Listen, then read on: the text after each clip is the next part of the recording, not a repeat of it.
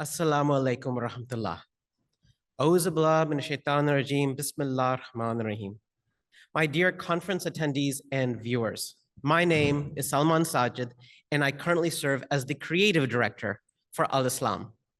My speech, Digital Tools for Quranic Discovery, builds upon the speech I delivered last year, attaching your research to the Holy Quran, where I outlined 3 personal benefits of doing so. Your research will become easier, you will have a greater worldly success, while also improving the quality of your worship. As before, any opinions I present here are not meant to be a commentary or a tafsir. It's just a perspective that inspires me. The Al-Islam team has been busy. We recently unveiled a number of new digital tools that I believe could have changed the history of science had they been available earlier. For example, let's take the case of Louis Pasteur, who Khalifa Rabi talks about in Revelation, Rationality, Knowledge, and Truth. One of the tools Pasteur used to study the behavior of chemical compounds is known as a polarimeter. Like the name suggests, a polarimeter polarizes light waves. It starts with an ordinary light source that emanates light waves in various planes.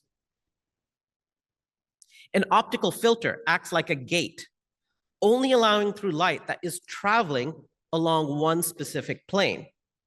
This is known as polarization. If you add a second filter and turn it at a 90-degree angle relative to the first one, then all of the light is blocked and no light gets through. The polarimeter was used to study the molecular properties of chemicals. It has a space in the middle between the 2 polarizers to place a chemical solution.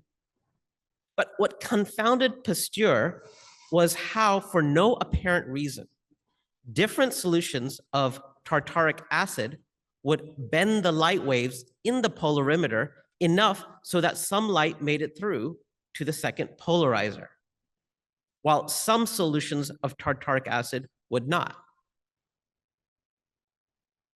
Pasteur then examined the crystals under a microscope and noticed that they all didn't have the same geometry. There were actually 2 sets of crystals. Both sets had the same number and size of facets, but the placement of the facets made the 2 sets of crystals appear to be mirror images of each other, a right and a left. Just like how your right hand has the same structure as your left hand, but they're not identical. So Pasteur carefully separated these crystals and made 2 solutions, one made up of right-handed tartaric acid crystals and the other from left-handed crystals. Then came his big aha moment. He noticed that solutions made from left-handed crystals shifted the light 30 degrees towards the left, whereas solutions made from right-handed crystals shifted the light 30 degrees to the right. This was the discovery of the concept of chirality in chemistry. And it has also since been observed to be a universal characteristic of creation.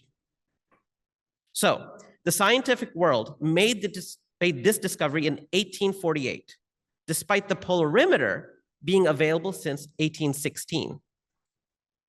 Could a Muslim scientist have discovered the chirality of nature before Pasteur did? I think so. And I think it would have been more likely to happen if that Muslim scientist had access to Al-Islam's new digital tools for Quranic discovery. For example, when confronted with the odd behavior of tartaric acid under polarization, our Muslim scientists could have gone to dev.alislam.ai and typed in polarization. Since AI understands ideas, it would have presented verses it thought were relevant to the idea of polarization, like chapter 35, verse 22.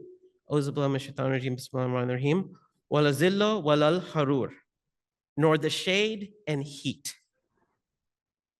Realizing that the word shade is another term for the blocking of light, our scientist could have decided to dig deeper. He could have focused on the Quranic word for shade, zil, and entered it into Al-Islam Quran's search field. And yes, thanks to AI, the search engine now understands Romanized Arabic. After submitting the search, our Muslim scientists could have come across this verse. Have they not seen that the shadows of everything which Allah has created shift from the right and from the left, prostrating themselves to Allah while they are being humbled? I'll repeat it again. Have they not seen that the shadows of everything which Allah has created shift from the right and from the left? And things can go even deeper if we allow ourselves to ponder over the word zil. What if we allowed ourselves to consider that a zil isn't only the darkness that is cast when light interacts with an object, but also what is cast when light interacts with a solution? But we can go even deeper. Searching for zil in the new Al-Islam search engine brings up this line from the promised Messiah in Haqiqat al-Wahi.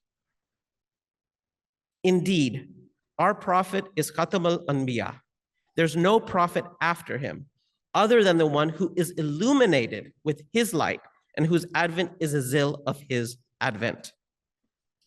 With this expanded notion of zil, we see how it's richer than the English word shadow. That is, the promised Messiah didn't block the light of the Holy Prophet ﷺ.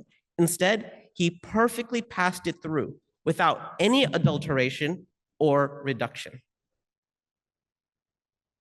Look how beautifully Islam expounds upon science, and science expounds upon Islam. In closing, this is why I think by using Al-Islam's digital tools and the world's scientific tools, our Muslim scientists could have been the first to discover what's been called the greatest chemical realization of the 19th century. Allahu alam, Allah knows best. How many other great realizations, big discoveries, or Nobel Prizes are hidden in plain sight within the pages of our beloved Holy Quran? I will leave it to you to answer that question. Jazakallah.